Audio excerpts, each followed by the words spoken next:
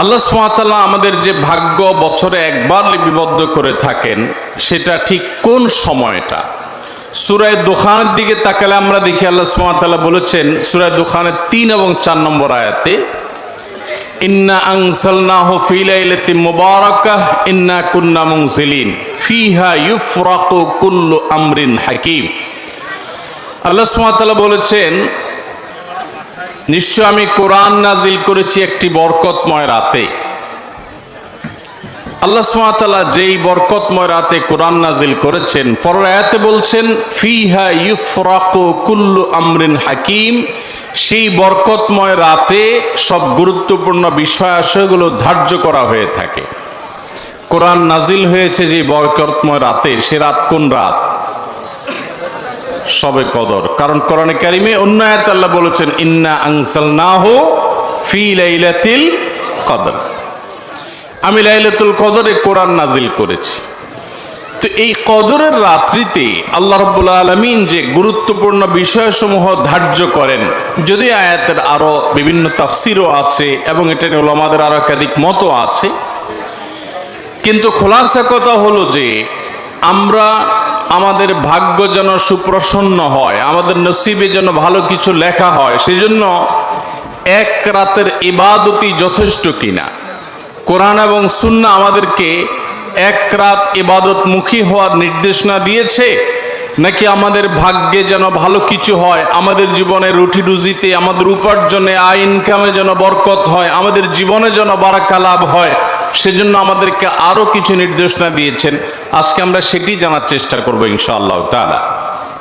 সম্মানিত উপস্থিতি, আমাদের জীবনে বরকত লাভের জন্য, আমাদের ভাগ্যে ভালো কিছু লিপিবদ্ধ হওয়ার জন্য সর্বপ্রথম করণীয় হলো আল্লাহ সুবহানাহু ওয়া তাআলার প্রতি পরিপূর্ণ ঈমান আনতে হবে। নির্ভেজাল শিরক মুক্ত ঈমান আনয়ন করা হলো আল্লাহর তরফ থেকে আমাদের জন্য, আমাদের নসিবে ভালো কিছু হওয়ার জন্য প্রধান এবং প্রথম শর্ত। দুনিয়াতে একজন মানুষকে আল্লাহ সুবহানাহু ওয়া তাআলা বিপুল সম্পদ দিয়েছেন, অনেক আয় উপার্জনের পথ দিয়েছেন, কিন্তু তাকে যদি অনন্ত অসীমকালের জাহান্নামে আল্লাহ তাআলা নিক্ষেপ করেন, তাহলে তার এই আয় উপার্জন, তার বিপুল পরিমাণ, অঢেল পরিমাণ সম্পদের 2 পয়সার কোনো মূল্য থাকতে পারে না। একজন মানুষ যখন ঈমান আনার তৌফিক হয়, আল্লাহ যখন তাকে ঈমানদার হওয়ার তৌফিক দান করেন, এটি হলো তার সৌভাগ্যের প্রধান এবং প্রথম সোপান এবং সিঁড়ি। এর মাধ্যমে সে সৌভাগ্যের পথে প্রবেশ করে। তার সৌভাগ্যবান হওয়ার লক্ষণই হলো, আলামতই হলো তার ঈমানদার হওয়া।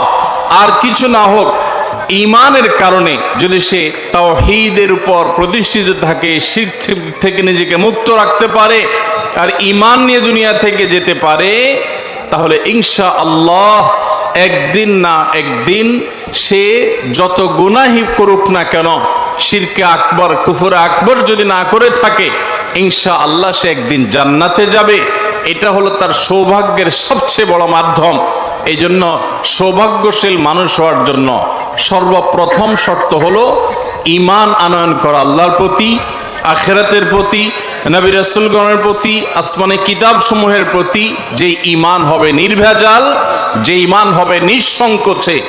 আজ আমার স্কুল কলেজ পড়ুয়া সাধারণ অনেক ভাই বোনেরা আছেন, অনেক সাধারণ মুসলমানরা আমরা আছি, যাদের মধ্যে সংশয়বাদ কাজ করে।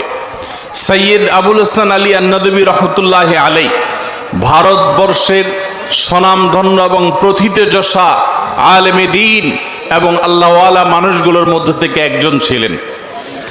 তিনি সৈয়দ আবুল হাসান রহমতুল্লাহি আলাইহি মুসলিম বিশ্বের নোবেল খ্যাত বাদশাহ ফয়সাল অ্যাওয়ার্ড প্রাপ্ত ভারতবর্ষের হাতে গোনা কয়েকজন মনীষীর একজন ছিলেন। তিনি সৌভাগ্যশীল মানুষের সবচেয়ে বড় আলামত যে ঈমান, সবচেয়ে গুরুত্বপূর্ণ বিষয় যে তার আল্লাহর প্রতি ঈমান আনয়ন করা, এবং এর মাধ্যমে যে সে সৌভাগ্যের চাবিকাঠি আল্লাহর পক্ষ থেকে প্রাপ্ত হবে, এর মাধ্যমে যে সে আল্লাহর পক্ষ থেকে সৌভাগ্যের অধিকারী হবে, এবং ঈমান আনার কারণে যে তার আল্লাহর কাছে শুকরিয়া আদায় করা দরকার, এটা তার বিভিন্ন বক্তব্যতে, বিভিন্ন লেখনীতে তিনি বিস্তারিতভাবে তুলে ধরার চেষ্টা করেছেন। সম্মানিত ভাইরা আমার, এই সৌভাগ্যবান মানুষের প্রথম শর্ত হলো আমাদের ঈমানটাকে খাঁটি করতে হবে, নির্ভেজাল করতে হবে, এটা নিয়ে দুনিয়া থেকে যাওয়ার চেষ্টা করতে হবে। আল্লাহ আমাদেরকে তৌফিক দান করুন। দ্বিতীয়ত, সৌভাগ্যশীল মানুষ হওয়ার জন্য আমাদের সবাইকে সারা বছর আল্লাহর ইবাদত বন্দেগীতে মাশগুল থাকতে হবে, সকল প্রকার গুনাহ এবং হারাম থেকে বেঁচে থাকতে হবে। আমরা অনেকে আছি এক রাত ইবাদত বন্দেগী করে আল্লাহ রাব্বুল আলামিনকে আমাদের ভাগ্যের জন্য ভালো কিছু লেখা হয় তার জন্য দোয়া করি, কান্নাকাটি করি এবং মনে করি এটা যথেষ্ট। এটা আমাদের একটি জীবনের ভুল এবং জীবনের একটা ভ্রান্ত ধারণা যে এক রাতের ইবাদত আমার সারা বছরের ইবাদতের জন্য যথেষ্ট হবে। প্রকৃত অর্থে আপনার আমাকে আমাদের ভাগ্যে যেন ভালো কিছু লেখা হয় তার জন্য সারা বছর আল্লাহর ইবাদত বন্দেগী করতে হবে। আল্লাহ সুবহানাহু ওয়া তাআলা বলেছেন, ওয়ালাউ আন্না আহলাল কুরা আমানু ওয়াত্তাকাউ লাফাতাহনা আলাইহিম বারাকাতিম মিনাস সামা। যদি কোনো জনপদের লোকেরা ঈমান আনে এবং তাকওয়া অবলম্বন করে, আল্লাহ সুবহানাহু ওয়া তাআলা আসমান থেকে বরকতের সমস্ত দুয়ারগুলো, দরজাগুলো সব উন্মুক্ত করে দিবেন। অতএব ভাগ্য সুপ্রসন্ন হওয়ার জন্য ঈমান এবং তাকওয়া অবলম্বন করা, ঈমান আনা এবং তাকওয়া অবলম্বন করা জরুরি। আল্লাহ তাআলা আমাদের সবাইকে তাকওয়া অবলম্বন করার তৌফিক দান করুন। তাকওয়া হলো আল্লাহর সমস্ত আদেশগুলো মেনে চলা এবং সকল হারাম থেকে বেঁচে থাকা। এটা হলো তাকওয়ার খোলাসা, এটা হলো তাকওয়ার নির্যাস। এই তাকওয়া অবলম্বন করলে সেই লোক হবে প্রকৃত অর্থে আল্লাহর কাছে সৌভাগ্যশীল। সময়ত উপস্থিতি, আল্লাহ সুবহানাহু ওয়া তাআলার কাছে সৌভাগ্যের অধিকারী হতে হলে, তার কাছে এই বিষয়ে আবেদন করে সেটি মঞ্জুর করাতে হলে আমাদেরকে সারা বছর আল্লাহর দাসত্ব এবং গোলামি করতে হবে। আমরা ছোট একটা উপমা দিতে পারি। কোন জনপ্রতিনিধি তার কোনো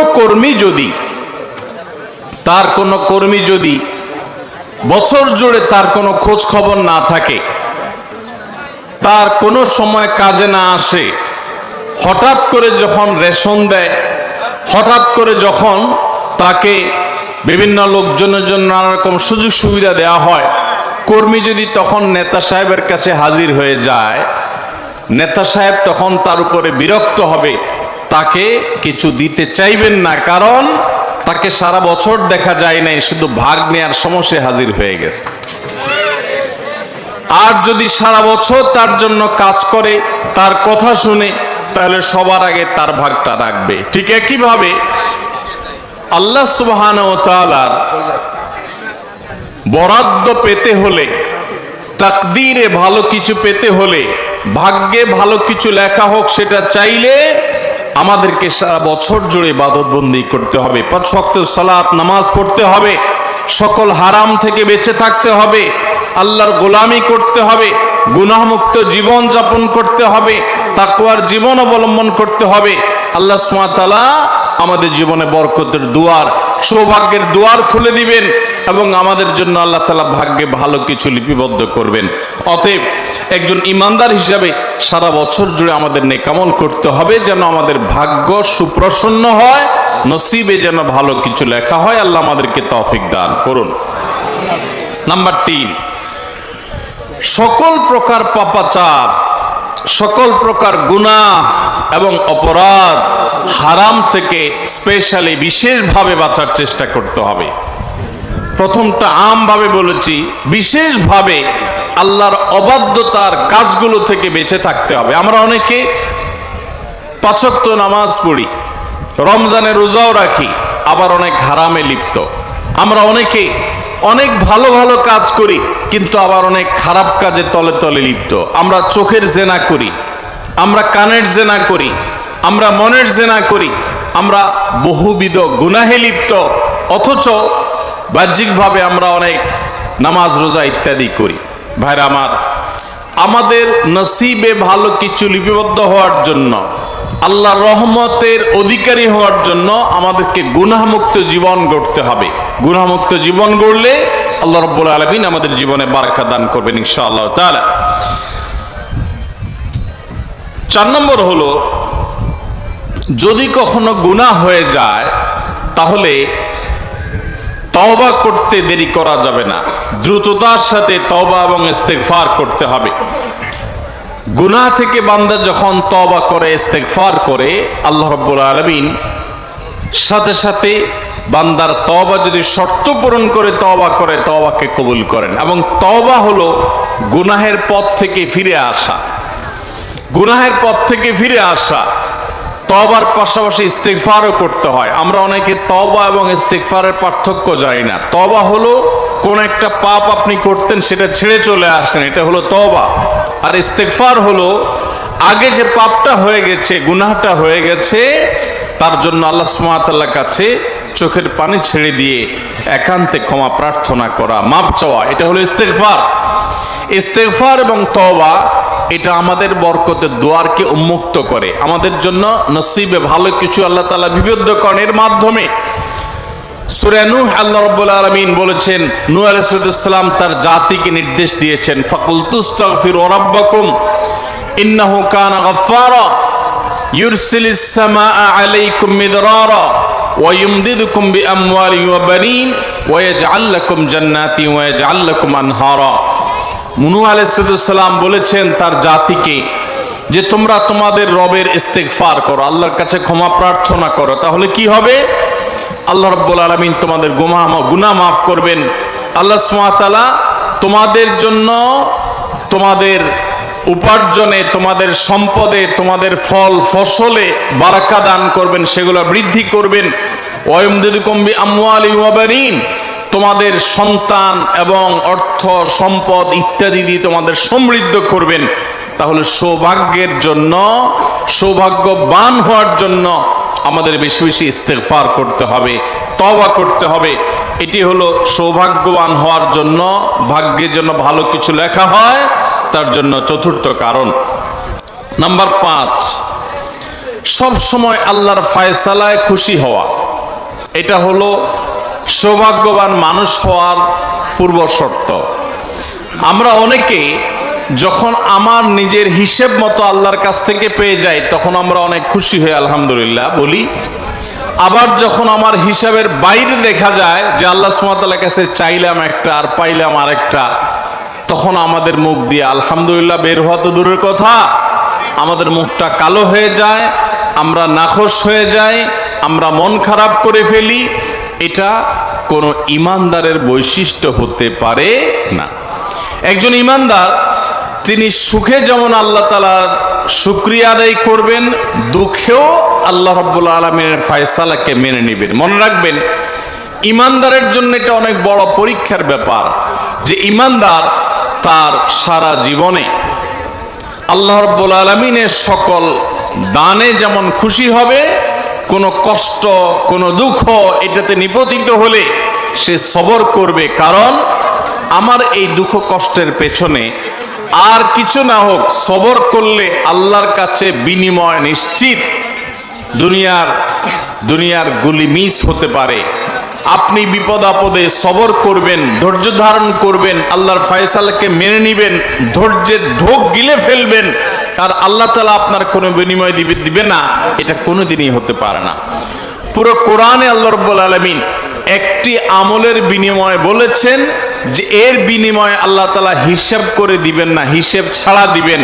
আমরা যেটাকে ব্ল্যাঙ্ক চেক দেওয়ার কথা বলি, কাউকে আপনি কোনো চেকে বড় কোনো ফিগার বসিয়ে দিলেন, সেটা কত বড় হতে পারে, কিন্তু কাউকে যদি আপনি ব্ল্যাঙ্ক চেক দেন, এটা হয় সবচেয়ে বড় দেওয়া, এটা হয় সবচেয়ে বড় উপহারের বিষয়।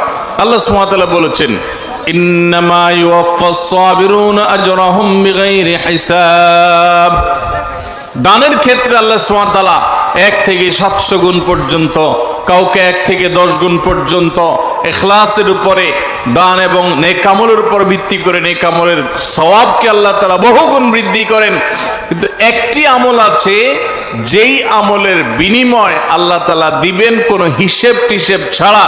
আর বলাই বাহুল্য, কিয়ামতের ময়দানে আল্লাহর কাছে হিসেব করে যদি আমি জান্নাত পেতে চাই, তো এর চাইতে দুরূহ, এর চাইতে কঠিন এবং এর চাইতে অসম্ভব কাজ আরেকটা হতে পারে না। কারণ আমি যত নেক আমল করেছি এর ভিতরে বহু ত্রুটি রয়েছে, বহু বিচ্যুতি রয়েছে। আমি আল্লাহর কাছে বহু ইস্তেগফার করেছি, কোনটা অ্যাকসেপ্ট হয়েছে কোনটা হয়নি আমি জানি না। এজন্য আল্লাহর কাছে একজন ইমানদারের চাওয়া হবে, আল্লাহ যেন আমাকে বলেন যে বান্দা কোনো হিসাব নিকাশ নাই, যাও তোমাকে দিয়ে দিলাম জান্নাত বিনা হিসাবে।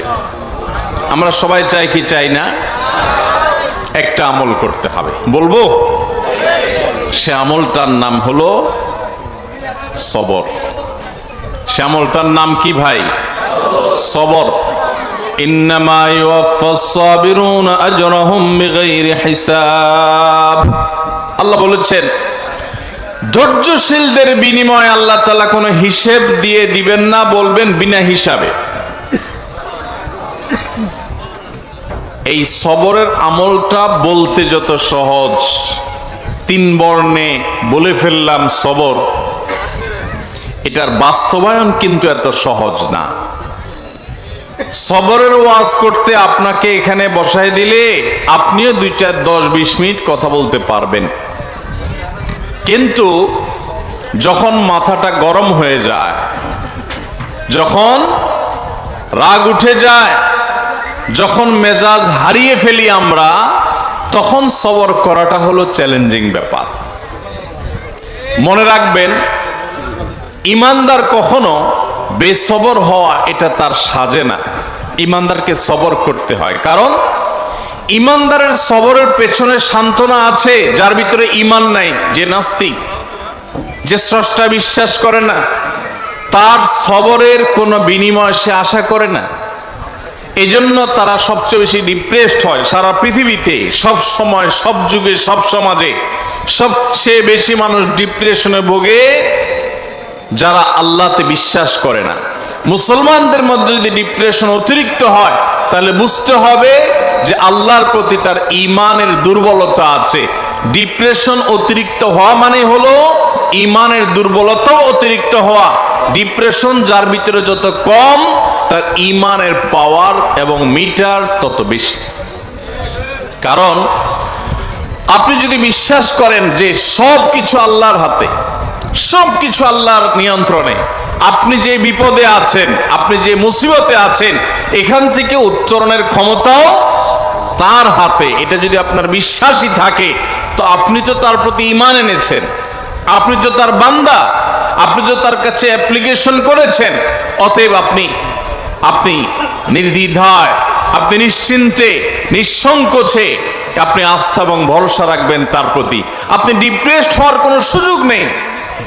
কদিন আগে বগুড়া গিয়েছিলাম, এক ডাক্তার কাগজ দিলেন যে আমাদের বগুড়া জেলায় 1 বছরে 300-রও বেশি মানুষ আত্মহত্যা করেছে। একটি জেলা 3 শতাধিক মানুষ আত্মহত্যার কথা সেই ডাক্তার সাহেব দাবি করেছেন, আমাকে লিখে দিলেন। এই পরিমাণ ডিপ্রেশন আমাদের সমাজে যে আমরা মুসলমানরা অনেকে আত্মহত্যার পথে পা বাড়াই। আমরা জানি না যে আত্মহত্যা করে আমার বিপদটা কি দূর হবে না আরো বাড়বে। আত্মহত্যা করলে কি বিপদ থেকে মুক্তি মিলবে, নাকি আরো বড় বিপদে ধাবিত হলাম? কিন্তু আমাদের সে বিশ্বাস দুর্বল হওয়ার কারণে আমরা আজ ডিপ্রেশনে চলে যাচ্ছি। তো যেটা বলছিলাম, ইমানদার যদি সবর করতে পারে, তার বিনিময় আল্লাহ সুবহানাহু ওয়া তাআলা কোনো হিসেব ছাড়া দিবেন, হিসেব ছাড়া।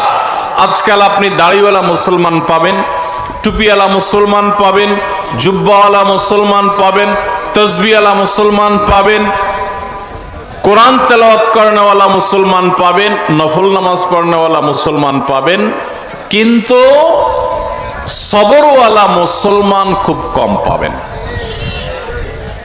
দেখবেন যে হাজী সাহেব, গাজী সাহেব, মৌলানা সাহেব, মুফতি সাহেব, ইমাম সাহেব, মুয়াজ্জিন সাহেব, খতিব সাহেব, নামাজি সাহেব, অমুক সাহেব, তমুক সাহেব, মাথা যখন গরম হয়, চাঁদি যখন গরম হয়ে যায়, তখন সাহেবের আর আসল রূপ থাকে না। ঠিক না বে ঠিক? এই জন্য নবী করিম সাল্লাল্লাহু আলাইহি সাল্লাম বলেছেন, তোমাদের ভিতরে যে তার স্ত্রীর কাছে ভালো, তার স্ত্রী তো জানে যে এই লোকের রাগ উঠলে মাথা ঠান্ডা থাকে না গরম হয়, এবং রাগ উঠলে মাথা যদি গরম হয় তখন সে কি করে না করে, তার মুখ দিয়ে কি বাহির হয় না হয়, সে কি আছাড় পিছাড় ভাঙচুর করে নাকি ধৈর্য ধারণ করে, এটা স্ত্রী সবচেয়ে ভালো জানে। এই জন্য নবী সাল্লাল্লাহু আলাইহি সাল্লাম মানুষের চারিত্রিক সনদপত্র এটা জনপ্রতিনিধির হাতে দেন নাই, এটা দিয়েছেন স্ত্রীর হাতে। স্ত্রী জানে আসলেই লোকটার চরিত্র আচরণ কেমন। বাহিরে ভালো সাজা এটা অনেক সোজা কাজ, এটা আমরা সবাই পারি, কিন্তু আসল ভালো এটা আপনার স্ত্রী জানে। আবার স্ত্রীর ভালো রূপ না খারাপ রূপ সেটা সবচেয়ে বেশি স্বামী জানে। এজন্য ভাইরা আমার, আমাদের সবর করতে হবে। প্রায় পত্রিকার পাতায় নিউজ হয় যে বিয়ে বাড়িতে মাছের সাইজ একটু ছোট হয়েছে, এটার উপর ভিত্তি করে বিশাল তুলকালাম, কারাতে আপনার প্রদর্শনী, বিরাট মারপিট এবং ভাঙচুর, এমনকি বিয়ে ভেঙে মানুষ চলে যায়। কত নির্লজ্জ হলে, কত বেহায়া হলে, কত ছোট লোক হলে, কত নিচু হলে, কত বেসবর হলে, কত অধৈর্য হলে, কত খাদক হলে, কত পেটুক হলে, কত ভিখারির মতো মানুষ হলে বিয়ে বাড়ির সামান্য খাবারকে কেন্দ্র করে বিয়ে ভেঙে যায়। এই ঠিক ঠিক বলা পাবলিক আমরা যারা আছি, আমাদেরও একটা বড় অংশ ফিল্টার করলে দেখা যাবে যে আমরা এখানে যত বড় ঠিক বলি, বাসা বাড়িতে, দোকানপাটে, কাজে কর্মে চুন থেকে নুন খসলে তত জোরে আমরা আছাড় পিছাড় দিই। এটাও ঠিক। ওয়াজ মাহফিলে বেঠিক কিচ্ছু নেই, সব ঠিক। আল্লাহ তাআলা আমাদের ঠিক ঠিক বলনেওয়ালা ভাইরা সহ আমাদের সবাইকে আল্লাহ তাআলা সবরকারী হওয়ার তৌফিক দান করুন। ভাইরা আমার, মনে রাখবেন ধৈর্য ধারণ এমন একটা গুণ, এর বিনিময়ে আল্লাহ রাব্বুল আলামিন হিসেব ছাড়া দিবেন। ভাইরা আমার, হতে পারে আপনার পরিবারের সাথে, হতে পারে রাস্তায় কোনো পরিচিত অপরিচিত মানুষের সাথে, হতে পারে কোনো কাস্টমারের সাথে, হতে পারে অন্য কোনো মানুষের সাথে আপনার রাগ হওয়ার মতো পরিবেশ তৈরি হবে, মাথা গরম হওয়ার মতো যথেষ্ট কারণ থাকবে। উল্টাপাল্টা অনেক হবে আপনার সামনে, উল্টাপাল্টা হবে দেখেই তো সবর করতে হবে। সব যদি ঠিকঠাক মতো হয় তাহলে তো সবরের প্রশ্নই নেই। সবরই যদি না করেন আপনি জান্নাত পাবেন কোত্থেকে? মনে রাখবেন, আল্লাহ সুবহানাহু ওয়া তাআলা যে জান্নাত দিবেন, এক কথায় যদি আমি বলি জান্নাত কিসের বিনিময়ে দিবেন, তো এক শব্দে বললে আমি বলতে পারি একটা শব্দের বিনিময়ে আল্লাহ সব জান্নাত দিবেন, সেটার নাম হলো সবর। কারণ আমরা যে ইবাদত করি এটাও এক প্রকারের সবর। ইবাদতের মধ্যে নিজেকে বন্দি করে রাখা, আটকে রাখা, মনে চায় না তবুও করতে থাকা, এটা এক প্রকারের সবর। পাপাচার থেকে, গুনাহ থেকে বাঁচার জন্য যে আমি সংগ্রাম করি, এটা আরেক প্রকারের সবর। মাথার সামনে উল্টা পাল্টা হয়, মাথা গরম হওয়ার মতো যথেষ্ট কারণ থাকে, বহু উল্টা পাল্টা হয়, বিপদ আপদ হয়, মানুষ অনেক ঝামেলা তৈরি করে, মাথাটা গরম হয়ে যায়। গরম হলে মাথাকে ঠান্ডা রেখে সমাধান করা, প্রয়োজনে তাকে বিচারের মুখোমুখি করা, প্রয়োজনে তার উপযুক্ত শাস্তি নিশ্চিত করা।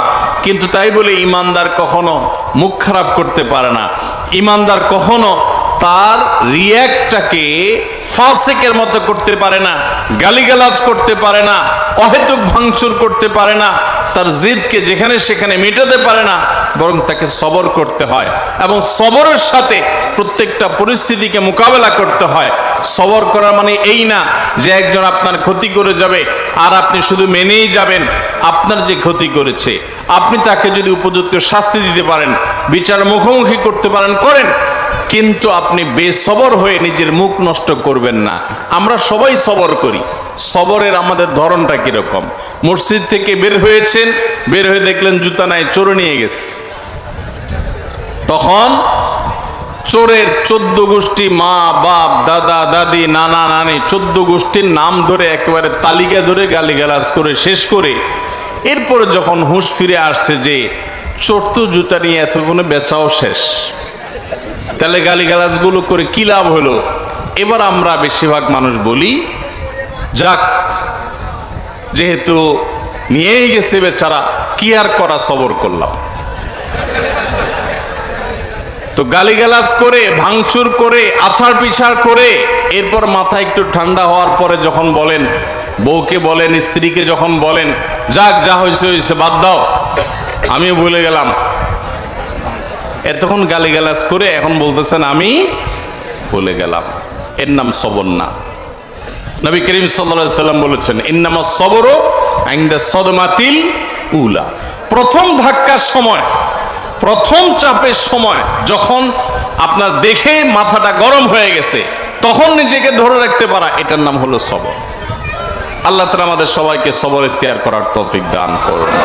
তাহলে ভাইরা আমার, আল্লাহ সুবহানাহু ওয়া তাআলা যে সমস্ত বিষয়ের মাধ্যমে বান্দার ভাগ্যে ভালো কিছু দেন, তার মধ্যে থেকে একটা হলো আল্লাহর ফয়সালাকে মেনে নেওয়া, আল্লাহর সিদ্ধান্তকে মেনে নেওয়া, কাযা বিল কদর, তাকদীরের প্রতি ঈমান আনা, যে আমার কোনো অসুবিধা হয়েছে আলহামদুলিল্লাহ বলা।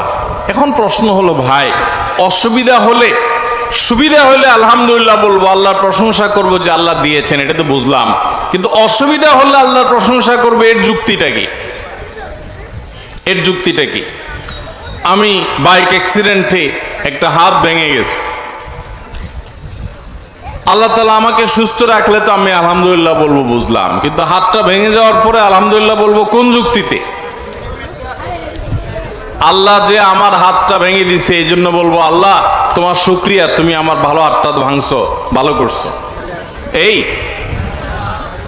আমি শুকরিয়া আদায় করবো এই জন্য যে আমার একটা হাত ভেঙেছে, আরেকটা হাত ভালো আছে। এই অ্যাক্সিডেন্টে আমার দুইটা হাত চলে যেতে পারতো, আমার যে হাতটা ভালো আছে ওই হাতের দিকে তাকে আমি বলবো আলহামদুলিল্লাহ। এ ধরনের অ্যাক্সিডেন্টে বহু লোক জীবন হারিয়েছে, আমার জীবনটা রয়ে গেছে, সেজন্য আমি আল্লাহকে ওই দিকে তাকায় বলবো আলহামদুলিল্লাহ। ইমানদার তার শুকরিয়া আদায় করার জন্য কোনো যুক্তির প্রয়োজন হয় না, তার লজিকের অভাব হয় না, কোনো যুক্তির অভাব হয় না, তার কাছে বহু যুক্তি এবং লজিক থাকে, এবং আলহামদুলিল্লাহ বলার মাধ্যমে সে প্রশান্তি অর্জন করে। আর যদি সে হাউতাস করে, সে অস্থির হয়, সে আছাড় পিছাড় করে, সে ভাঙচুর করে, সে মুখ খারাপ আর গালিগালাজ করে, এতে তার চুল পরিমাণ কোনো লাভ হয় না, বরং তার আমলও নষ্ট হয়, জিনিসও হারায়। ওই চোরে জুতাও আর ফেরত দিবে না, ওইটাও সে আর পাবে না, আর গালিগালাজ করে আমল নামা বরবাদ হয়েছে, আল্লাহর কাছে সবও পাবে না।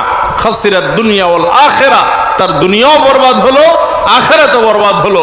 আর যে ধৈর্য ধারণ করে তার সাময়িক ক্ষতি হয়, কিন্তু চূড়ান্তভাবে আল্লাহর কাছে বিনা হিসাবে জান্নাত পাওয়ার মাধ্যমে সে লাভবান হয়, তার কোনো ক্ষতি হয় না। এই জন্য আমরা আল্লাহর ফয়সালা কখনো আমাদের মনোভূত হবে না, আল্লাহর সিদ্ধান্ত কখনো আমাদের মনোভূত হবে না। আমরা সবর করব, ধৈর্য ধারণ করব। আল্লাহ আমাদের সবাইকে সে তৌফিক দান করুন। ভাইরা আমার, আল্লাহর ফয়সালা আমাদের মনোভূত না হলেও যদি আমরা সবর করি, তাহলে এর বিনিময়ে আমরা দুনিয়াতেই নিজেদের আল্লাহর পক্ষ থেকে পাওয়া বিনিময় দেখার সুযোগ হয়তো পাবো, আখিরাতেও পাবো। আমি মক্কায় একবার এক ভাইয়ের কথা বিভিন্ন সময় আমি বলেছি, যিনি হোটেল ব্যবসা করতেন, আবাসিক হোটেলে। হাজী সাহেবরা যেতেন বাংলাদেশ থেকে ওমরা বা হজের জন্য, তাদের কাছে হোটেল ভাড়া দিতেন, এটা তার ব্যবসা ছিল। তো করোনার ঠিক আগে এই লোকটা হঠাৎ করে আমাকে বললেন যে ভাই মনটা খারাপ, বহু বছর আমি এই হোটেলটাতে ব্যবসা করি, মালিক সৌদি মালিকের সাথে আমার ভালো সম্পর্ক, তো আমি যে এই হোটেলটা সারা বছরের জন্য 1 মিলিয়ন রিয়াল দিয়ে ভাড়া নেই, আমারই স্বদেশে আরেক ভাই, বাংলাদেশি আরেকজন, সে মালিকের ফুসলায়া ফসলায়া আরো 2 লক্ষ রিয়াল বাড়াই দিয়া সে হোটেলটা নিয়ে নিস। আমি 1 মিলিয়ন দিয়ে নিয়েও ব্যবসা ভালো করে করতে কষ্ট হয়, তারপর হারামের পাশে আছি, বেঁচে আছি, আল্লাহ শুকর। কিন্তু সে আরো 2 লাখ বাড়াই দিছে, তাকে দিয়ে দিছে, সে তো ব্যবসা আসলে করতে পারবে না, আমার ক্ষতি করা তার উদ্দেশ্য হয়তো বা। তো মন খারাপ, আমি দেশে চলে যাচ্ছি। লোকটা অনেক মন খারাপ করছেন যে এত বছর ছিলাম মক্কায়, আল্লাহর ঘরের পাশে ব্যবসা করতাম, আরেকজন এসে আমাকে ল্যাং মেরে আমার ব্যবসা থেকে আমাকে সরাই দিল। খুব মনে কষ্ট নিয়ে লোকটা চলে আসছে দেশে, আমার পরিচিত। তো দেশে আসার পর উনিও দেশে আসছেন, এরপর পৃথিবীতে করোনা এসে হাজির, এবং করোনার কারণে 2-3 বছর পর্যন্ত যখন হজ ওমরার ব্যবসা সব বন্ধ, ওই যে বেচারা তাকে ল্যাং মারার জন্য আরো 2 লাখ রিয়াল বাড়ায় দিয়া ওইটা ভাড়া নিয়ে নিছে অগ্রিম। সৌদিতে নিয়ম হলো এই সমস্ত ভাড়াটা সব অগ্রিম দিয়ে ফেলতে হয়। তার তো 12 লক্ষ রিয়াল অগ্রিম দিয়ে দিতে হয়েছে। ওই 12 লক্ষ রিয়াল পুরোটাই জলে। পরবর্তী আরো 2 বছর কোনো হাজি নাই, ওমরার যাত্রী নাই, তার ব্যবসা পুরোটাই লাডে। আর এই বেচারা যদি ওই সময় তার এই ক্ষতিটা না হতো, তাহলে তার 1 মিলিয়ন পানি হয়ে যেত। সে বরং ওই টাকাগুলো নিয়ে দেশে চলে আসছে। এরপর আমার সাথে একদিন দেখা হওয়ার পরে বলে, ভাই, আল্লাহ সুবহানাহু ওয়া তাআলা আমাকে গর্তে পড়তে যাচ্ছিলাম, ধাক্কা মেরে মক্কা থেকে দেশে পাঠিয়ে দিস। এক ধাক্কা দিয়া মক্কা থেকে আল্লাহ তাআলা আমাকে পাঠিয়ে দিছে। তো আপাত দৃষ্টিতে মনে হয়েছে যে তার সব বরবাদ হয়ে যাচ্ছে, কিন্তু সেখানে তার কল্যাণ নিহিত ছিল। এই জন্য ইমানদার আল্লাহর ফয়সালাকে সবসময় মেনে নিবে। এটা কঠিন একটা বিষয়, আল্লাহর ফয়সালা। আমি দেখলাম যে অনেক চেষ্টা করছি, একটা জিনিস জন্য হয় নাই। আলহামদুলিল্লাহ, এটাই আল্লাহর ফয়সালা। এটার প্রতি আমি ঈমান আনবো যে এর পেছনে আমার কল্যাণ আছে, এর মাধ্যমে ভাগ্য সুপ্রসন্ন হয়। এরপরে 6 নম্বর হলো হালাল হারাম বাজ বিচার করা। হালাল হারাম বাজ বিচার করা এটাও সৌভাগ্যবান মানুষ হওয়ার পূর্ব শর্ত। যারা হালাল বাজ বিচার করে না, তাদের হয়তো অনেক পয়সা কড়ি হয়, আল্লাহ সুবহানাহু ওয়া তাআলা সুখ দেন না। এখন সৌভাগ্যবান হওয়া বলতে কি বুঝি আমরা? আমি একটা কথা প্রায় বলি, আল্লাহর কাছে আমরা সুখ চাই না টাকা চাই? বুঝে উত্তর দিচ্ছেন না? না বুঝে? সুখ চান না টাকা চান? ও যে কিছু মানুষ বলতেছে টাকা চাই, কোনটা চান? সুখ চান? আচ্ছা, তাহলে এবার আসেন, আমি 2টা অপশন দেই, আপনি আসলে সুখ চান কি না নিজের পরীক্ষা নিজে করেন। এবার আল্লাহ সুবহানাহু ওয়া তাআলা যদি আপনাকে বলেন, বান্দা, তোমাকে 2টা অপশন দেয়া হচ্ছে। একটা অপশন হলো যে ব্ল্যাঙ্ক চেক, কত শত কোটি তোমার লাগবে তুমি ফিগার বসায় নাও, যা লাগে তুমি নাও, 2-4-500 কোটি টাকা তুমি নিয়ে নাও। এটা একটা অপশন। তবে এই টাকা পাওয়ার পর সুখ পাবা কিনা সেটা নিশ্চয়তা তোমার নাই। হতে পারে এই টাকার পর তোমার দুঃখ হতে পারে, ক্যান্সার ধরা দিতে পড়তে পারে, অন্য কোনো সমস্যা হতে পারে, 2 দিনের মাথা মারা যেতে পারো, যে কোনো কিছু হতে পারে। টাকা তোমাকে দেওয়া হলো ব্ল্যাঙ্ক চেকে, কত লাগে, কিন্তু সুখের নিশ্চয়তা নাই, হতেও পারে নাও হতে পারে। এটা একটা অপশন। অপশন নম্বর 2, তোমাকে কোনো রকম একটা কুড়ের ঘরে থাকার ব্যবস্থা করা হবে, যেখানে একটু জোরে বাতাস আসলে পানি পড়বে, বাতাস ঢুকবে, খুব ভালো দালান কোঠা তো পরের কথা, টিনের ঘরও হবে না, কোনো রকম একটা কুড়ের ঘর হবে। আর তোমার উপার্জনের জন্য একটা রিক্সা, ভ্যান বা একটা চায়ের দোকান, টঙের দোকান, এরকম কিছু একটা ব্যবস্থা থাকবে। কোন রকম ডাল ভাত জোগাড় করে বউ বাচ্চা নিয়ে খেয়ে পরে বেঁচে থাকতে পারবা, কিন্তু তোমার সুখ নিশ্চিত, তোমাকে সুখ দেয়া হবে, তুমি প্রশান্তি পাবা, মানসিক শান্তি, শারীরিক শান্তি সব পাবা। এবার বলেন, 1 নম্বর অপশন নিবেন না 2 নম্বর অপশন নিবেন? অঙ্ক ধরে ফেলছেন, এই জন্য বলছেন 2 নম্বর। অঙ্ক যদি না ধরতে পারতেন,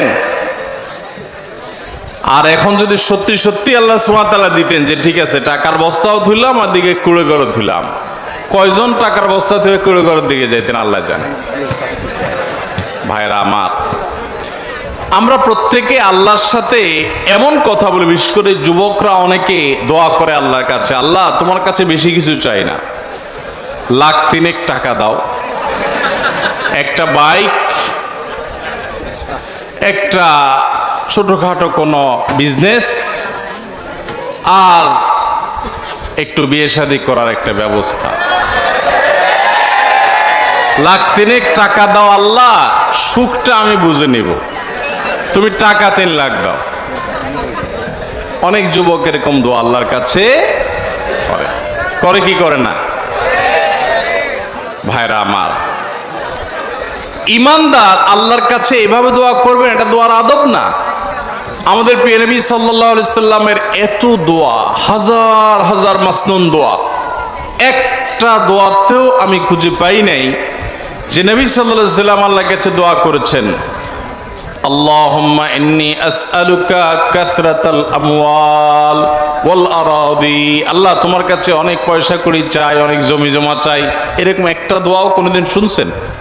কোরআন হাদিসে কোথাও নাই। তাহলে তো নবী সাল্লাল্লাহু আলাইহি সাল্লাম কিসের দোয়া করেছেন আল্লাহর কাছে? তিনি আল্লাহর কাছে দোয়া করেছেন রব্বানা আতিনা ফিদ দুনিয়া হাসানা ওয়া ফিল আখিরাতি হাসানা, আল্লাহ দুনিয়াতে আপনার কাছে কল্যাণ চাই, ভালো চাই। এখন ভালো কি আপনি টাকা দিয়ে দিবেন না বিনা টাকায় দিবেন, কোটিপতি বানায় দিবেন না গরিব রেখে দিবেন, সেটা আপনি জানেন, আমার ভালো দরকার। আল্লাহুম্মা ইন্নী আসআলুকাল আফিয়া, আল্লাহ আপনার কাছে সুখ চাই, শান্তি চাই, সুস্থতা চাই, সমৃদ্ধি চাই। সেটা আপনি কি টাকা দিয়ে দিবেন না বিনা টাকায় দিবেন, লাখ টাকা দিবেন না কোটি টাকা দিবেন, সেটা আপনার ব্যাপার। এটা হলো দোয়ার আদব।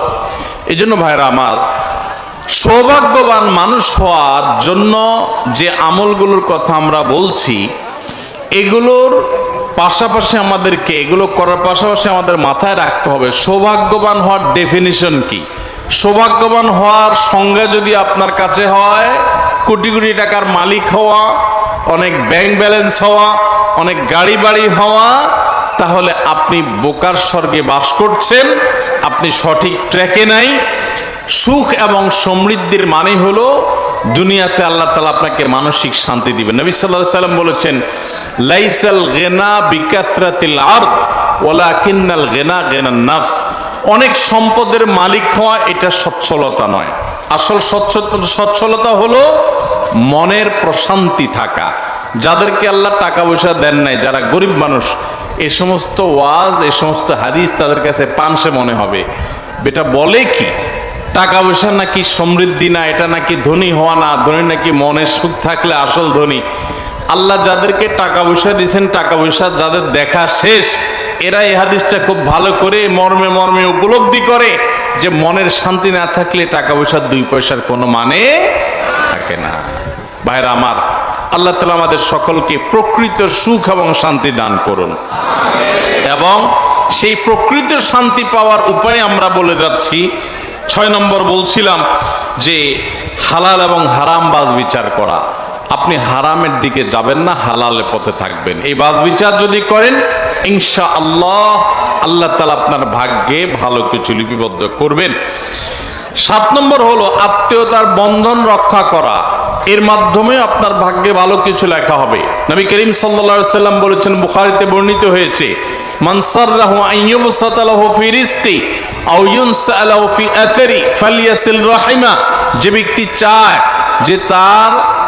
যে তার রিজিকে আল্লাহ তাআলা বরকত দান করুন, তার হায়াতে আল্লাহ তাআলা বরকত দান করুন, এটা কেউ যদি চায়, সেজন্য তার আত্মীয়তার সম্পর্ক এবং বন্ধনকে মজবুত করে, সংযুক্ত করে আপনার রক্ত সম্পর্কে, আত্মীয়দের সাথে সম্পর্ক যত ভালো হবে, আপনার উপার্জনে, আপনার রুজিতে, আপনার জীবনে তত বেশি বরকত নাজিল হবে।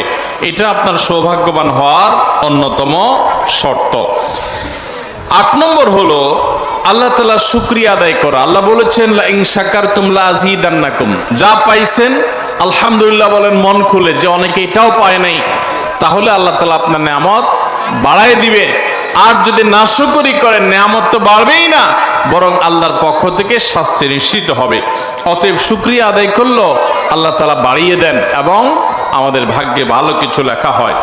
এবং 9 নম্বর হলো সামর্থ্য অনুযায়ী দান করা, সাদাকা করা। এবং দান সাদাকার মাধ্যমে আমরা অনেক সময় মনে করি যে আমাদের বোধহয় উপার্জন কমে যাবে। দান সাদাকার মাধ্যমে আল্লাহ তাআলা বরকত আরো বাড়িয়ে দেন। যখন কোনো অভাব হয় তখন আপনার সামর্থ্য অনুযায়ী দান শুরু করে দেন। বিপদ হয়, গরিব দুঃখীকে দান সাদাকা শুরু করে দেন, আল্লাহ তাআলা বাড়িয়ে দিবেন। এবং এটা হলো ওই যে আমরা চাপ কলে যখন পানি তুলি, অনেক সময় বিভিন্ন মৌসুমে পানির লেয়ার অনেক নিচে নেমে যায়। যখন নিচে নেমে যায় তখন নিজের জগে থাকা পানিগুলো ঢেলে দিতে হয়, তারপরে অনেক পানি উঠতে থাকে। আর যদি আমি চিন্তা করি না জগে থাকাগুলো দেব না, এমনি চাপতে থাকি, তাহলে সারাদিন চাপলেও পানি উঠবে না। এই জন্য আমার কোনো বিপদ থেকে উদ্ধারের জন্য আমার যা আছে সেখান থেকে সাধ্য অনুযায়ী দান করতে হবে। আল্লাহ সুবহানাহু ওয়া তাআলার পরে অফুরন্ত আমাকে দেয়া শুরু করবেন। অতএব ভাগ্য সুপ্রসন্ন হওয়ার জন্য, নসিবে ভালো কিছু লেখা হওয়ার জন্য আল্লাহর রাহে দানের অভ্যাস গড়ে তুলতে হবে। এই 9 আমলকে আমরা আবার এক নজরে বলে দিচ্ছি। 1 নম্বর, ঈমান আনয়ন করা। এটা হলো সৌভাগ্যের প্রথম শর্ত।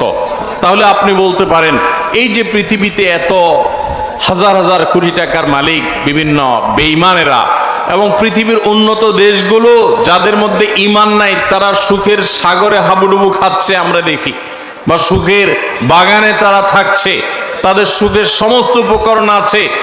তো ঈমান আনা যদি সুখের এবং সৌভাগ্যের প্রথম শর্ত হয়, তো তাদের তো সেই শর্তই নেই, তারা এত সুখী কিভাবে হলো? ভাইরা আমার, এই জন্য আমার ওই মাঝের কথাগুলো আবার মনে রাখতে হবে যে সৌভাগ্যবান মানুষ হওয়া বলতে আমি কি বুঝি? আমি কি সুখী হওয়া বুঝি, নাকি অনেক বড় দালান কোঠা বুঝি? সুখী হওয়া যদি আপনি বুঝেন, তাহলে আমি নিশ্চিত করে বলতে পারি যাদের মধ্যে ঈমান নাই, এরা মানসিকভাবে ঈমানদারদের তুলনায় কখনো সুখী হতে পারে। সারা পৃথিবীতে দেখবেন সুসাইড কেন্দ্র আছে, আত্মহত্যা কেন্দ্র আছে। আমাদের দেশেও যে আত্মহত্যা বেড়ে চলেছে, এটার মূল কারণ হলো আমরা ধর্ম থেকে, দিন থেকে সরে যাচ্ছি।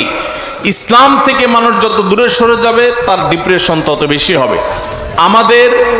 আমাদের দেশের বাস্তবতা যদি বলি, আমরা আজ থেকে 20-50 বছর আগে আমাদের দেশে অবকাঠামোগত উন্নতি, কলকারখানা, চাকরির সুযোগ, ব্যবসা প্রতিষ্ঠান, এসব কিছু আগে বেশি ছিল না, এখন বাড়ছে।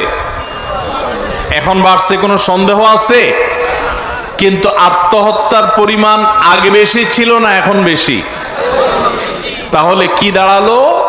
যে আমাদের সুখের উপকরণ, দালান কোঠা, রাস্তাঘাট, আমাদের চলাচলের বাহন, আমাদের জীবন মান সবকিছু উন্নত হয়েছে, কিন্তু আমরা সুখী হতে পারি নাই। সুখী হওয়া এক জিনিস, আর জীবন মান উন্নত হওয়া আরেক জিনিস। আপনি যদি প্রকৃতির সুখ চান, তাহলে আপনার প্রথম শর্ত হলো আল্লাহর প্রতি ঈমান আনতে হবে। দ্বিতীয়ত, এক রাতের ইবাদতে ভাগ্য সুপ্রসন্ন হয়ে যাবে এমনটি নয়, বরং সারা বছর জুড়ে ইবাদত করতে হবে। এক রাতের ইবাদত দিয়ে ভাগ্য সুপ্রসন্ন করার কথা কোরআন হাদিস আমাদেরকে বলেনি, বছর জুড়ে ইবাদত করতে হবে। তৃতীয়ত, সকল প্রকার গুনাহ পাপাচার থেকে বেঁচে থাকতে হবে।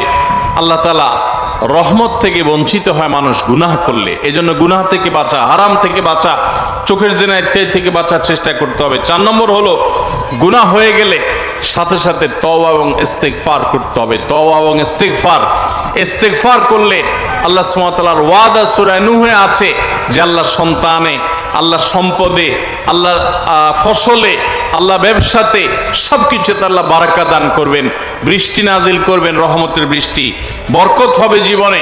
সৌভাগ্যবান মানুষ হতে পারবে যদি মানুষ এই গুনাহ হওয়ার পর, পাপের পর যদি ইস্তিগফার করে, তওবা করে।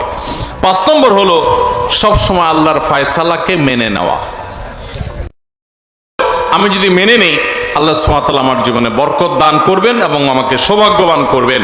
এবং 6 নম্বর হলো আমাকে হালাল এবং হারাম এই দুইটার মধ্যে বাছ বিচার করে চলতে হবে। বেশিরভাগ মানুষ অবস্থা হলো আমরা টুপি দিতে রাজি আছি, ওয়াজ শুনতে রাজি আছি, কোরআন তেলাওয়াত শুনতে রাজি আছি, সবই ঠিক আছে, মাগার হারাম উপার্জন ছাড়তে আমরা রাজি না। শয়তান আমাদেরকে নানাভাবে প্রলোভন দেয় এবং সে প্রলোভনে আমরা পড়ে যাই। তো এটা দুর্ভাগ্যবান মানুষের লক্ষণ। সৌভাগ্যবান মানুষ হালালকে বেছে নেয়, পরিমাণে কম হোক, স্যাক্রিফাইস করা লাগুক, এর ভিতরে আল্লাহ তাআলা তাকে বরকত দান করেন। 7 নম্বর হলো আত্মীয়তার বন্ধন রক্ষা করা। আত্মীয়তার বন্ধন রক্ষা করলে আল্লাহ তাআলা জীবনে হায়াতে দুইটাতে বারাকা দান করেন এবং সৌভাগ্যবান মানুষ হতে পারে। 8 নম্বর হলো যেই কোনো নেয়ামত যতটুকুই পেয়েছি এটা পেয়ে আল্লাহর শুকরিয়া আদায় করতে হবে। শুকরিয়া আদায় করলে আল্লাহ তাআলা বাড়িয়ে দিবেন, বরকত হবে, সৌভাগ্যবান হওয়া যাবে। এবং 9 নম্বর সর্বশেষ হলো সাধ্য অনুযায়ী দান করা, সাদাকা করা। এর মাধ্যমে আল্লাহ তাআলা আমাদের ভাগ্যে ভালো কিছু দান করবেন। আল্লাহ সুবহানাহু ওয়া তাআলা আমাদের সবার নসিবে যেন ভালো কিছু লেখা হয় সেই তৌফিক দান করুন। ভাইরা আমার, দুনিয়াতে যদি আমার নসিবে উল্লেখযোগ্য বা আমার কাঙ্ক্ষিত সম্পদ, টাকা পয়সা আল্লাহ তাআলা না দেন, আর যদি আল্লাহ সুবহানাহু ওয়া তাআলা আমার নসিবে জান্নাতটা লিখে দেন, এই আমার ডিলটা লাভজনক হলো না লসের হলো? সারা জীবনের কষ্টের বিনিময়ে যদি অনন্ত অসীমকালের জান্নাত পেয়ে যাই, লাভ হলো না লস হলো? অতএব আল্লাহ সুবহানাহু ওয়া তাআলার কাছে সৌভাগ্যবান মানুষের কাতারে শামিল হওয়ার জন্য তাকওয়া অবলম্বন করতে থাকা, নেক আমল করতে থাকা। আল্লাহ সুবহানাহু ওয়া তাআলা বলেছেন, মান আমিলা সালিহাম মিন যাকারিন আও উনসা ফালানুহইয়ান্নাহু হায়াতান তাইয়্যিবা। পবিত্র এবং সৌভাগ্যবান মানুষের জীবন আল্লাহ তাআলা দিবেন তখনই যখন ঈমানের সাথে নেক আমল যুক্ত হবে। ভাইরা আমার, সালহাতু সঙ্গে বুদি দিল খারাস আজমুদে এক জামানা খাকে বাস। একজন কবি বলেছেন, বহু বছর তো তুমি পাথর হয়েছিলে, একটু মাটি হয়ে দেখো। দুনিয়া খাই খাই বহু করেছি আমরা, আসুন একটু আল্লাহর গোলামি করতে শিখি, চোখের পানি ফেলতে শিখি, তওবা ইস্তেগফার করতে শিখি, আল্লাহমুখী হয়ে যাই, দুনিয়ার চাহিদাকে ছুঁড়ে ফেলে দেই, চাহিদা একদম জিরো করে ফেলি। আমি শপথ করে বলতে পারি, আপনি সৌভাগ্য নিজের চোখে দেখতে পাবেন ইনশাআল্লাহ। আল্লাহ সুবহানাহু ওয়া তাআলা আমাদের সবাইকে সৌভাগ্যবান মানুষের কাতারে শামিল হওয়ার তৌফিক দান করুন। সবাই সৌভাগ্যবান মানুষের কাতারে শামিল হওয়ার জন্য এই 9টি আমলকে আমরা আঁকড়ে ধরি, এগুলো আমরা বেশি বেশি করার চেষ্টা করি এবং সবর সহ অন্যান্য আমল যেগুলো আল্লাহর ফয়সালাকে মেনে নেওয়া কঠিন হয়, সে প্রসঙ্গে সবরের কথা আমরা বলেছি। এই সব আমলগুলোকে আমরা ধারণ করার চেষ্টা করি। আল্লাহ রাব্বুল আলামিন আপনাকে আমাকে আমাদের সবাইকে আমলের তৌফিক দান করুন। জাযাকুমুল্লাহু খায়রা ওয়া আখিরু দাওয়ানা আলহামদুলিল্লাহি রাব্বিল আলামিন। আসসালামু আলাইকুম ভাই, আমাদের ভিডিওতে একটি লাইক দিবেন, চ্যানেলটি সাবস্ক্রাইব করবেন, বেল আইকনটি বাজিয়ে দিবেন। অসংখ্য ধন্যবাদ আপনাকে।